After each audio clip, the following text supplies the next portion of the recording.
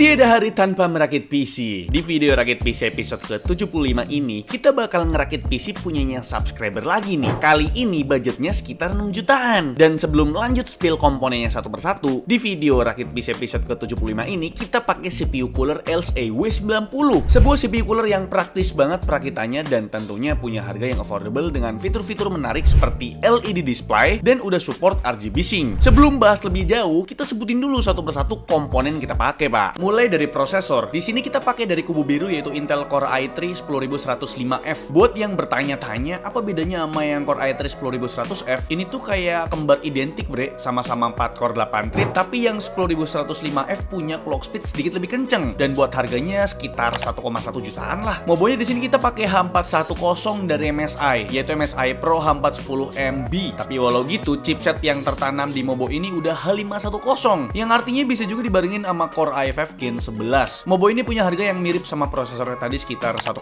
jutaan lah. Buat RAM atau memori mungkin kalian udah bosen ya. Kita pakai RAM ini lagi. Gimana ya? Soalnya cakep gitu. Ini adalah Adata XPG Patrick D58GB single channel berfrekuensi 3200 MHz. Sekeping RAM ini harganya cuma 500 ribuan aja, bre. Storage atau penyimpanannya udah pasti pakai M.2 NVMe SSD dong. Gak zaman lagi dah pakai SSD SATA karena emang harganya udah mepet banget nih. Ini adalah PNY CS1031 berkapasitas 256GB. Dengan interface PCIe Gen 3, kalian bisa dapetin speed transfer berkali lipat lebih kenceng dari SSD SATA pada umumnya. Dan harganya cuma di kisaran 400 ribuan, Pak. Lanjut ke VGA atau GPU-nya. Di sini kita pakai Lord Chess Plank dari brand Furion. Ini adalah Furion GeForce GTX 750 2GB GDDR5 128-bit. VGA ini pakai single fan dan nggak perlu pin power tambahan karena TDP-nya cukup rendah, sekitar 55 watt aja. VGA ini udah punya encoder dan siap dipakai buat live streaming tipis-tipis, bre. Buat harga di pasaran sekitar 1,3 jutaan aja, bre. Buat power supply, di sini kita pakai dari brand Deepcool yaitu Deepcool PF500. Salah satu opsi PSU Kerehore yang aman buat kalian beli karena udah bersertifikasi 80+ dan kabelnya udah pasti flat black cable. Jadi proses kabel manajemen jadi lebih praktis nih. Dan untuk harga dari PSU ini berkisar di angka Rp525.000. Casingnya kita pakai casing cakep dari GMX Aero Mini. Yang saya suka dari casing ini yaitu dari tempered glassnya yang udah screwless. Jadi bukaannya pakai engsel kayak pintu-pintu gitu. Dan di harga 500 ribuan kita udah dapat bonus berupa 3 fan 12 cm RGB di front panel depan, bre. Dan untuk mendinginkan prosesor, udah pasti kita pakai cooling cakep ya kan. Ini adalah CPU cooler LSA W90. Ini merupakan CPU cooler berjenis top down tower. Bahasa desainnya emang mirip stok cooler bawaan prosesor. Tapi LSA W90 tampil lebih estetik dengan cover heatsink bergaya hitam putih dan juga fan RGB-nya. Yang menarik lagi ada sebuah display LED yang bakal menampilkan CPU temperatur secara real time. Fan-nya ini berdiameter 9 cm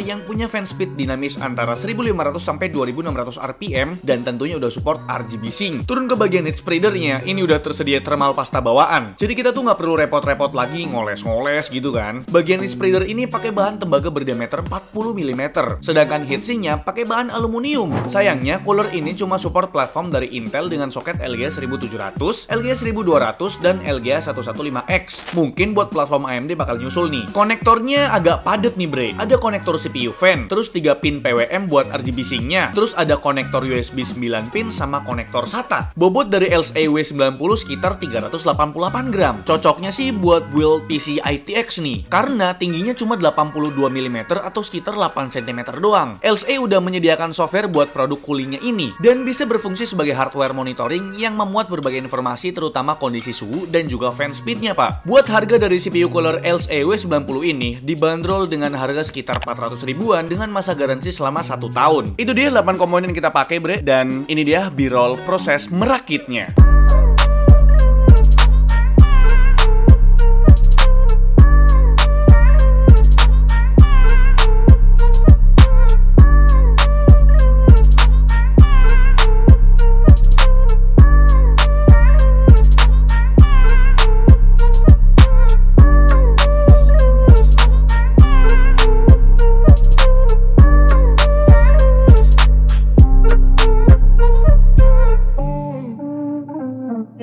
Jadi menurut kalian gimana tampilan PC ini? Udah makin ganteng kan karena ditambah CPU cooler dari LSA W90 ini. Sekarang kita lanjut ke pembahasan performanya. Tapi maaf banget nih sebelumnya, karena keterbatasan waktu, pembahasan performanya nggak begitu lengkap. Jadi pembahasan pertama kita mulai dari performa multicore dari Core i3 10105F. Saya tes dalam dua kondisi pakai software Cinebench R20 5 kali loop. Kondisi pertama pakai stock cooler dan yang kedua pakai LSA W90 ini. Hasilnya bisa kalian lihat di tabel berikut. Terlihat performa prosesor pas pakai LSA W90 sedikit lebih unggul dan lebih stabil. Tentunya suhu prosesor mempengaruhi hasil tes tadi bre. Dan bener aja, di tabel CPU temperatur ini kelihatan kalau LSA W90 berhasil kasih pendinginan yang lebih baik ketimbang cooler bawaan prosesor. Pengetesan selanjutnya langsung ke performa gamingnya bre. Ini dia 8 game yang udah kita tes pakai PC rakitan episode ke-75 ini. Let's go!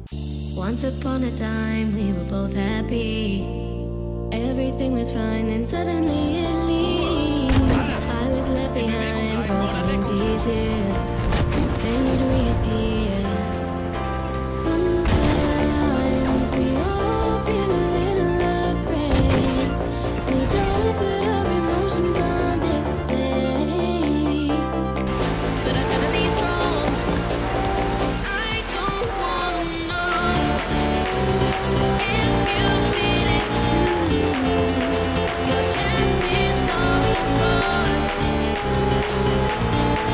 And I don't need you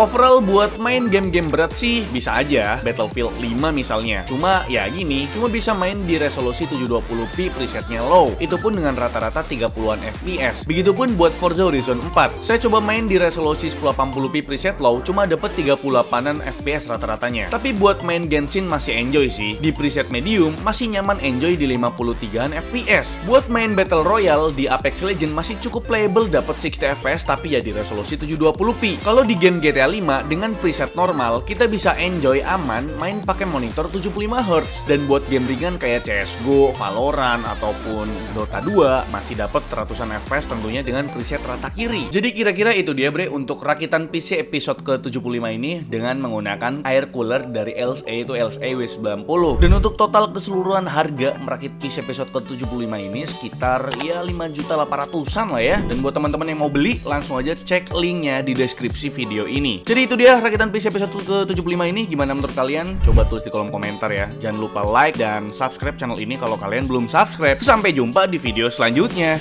Bye-bye.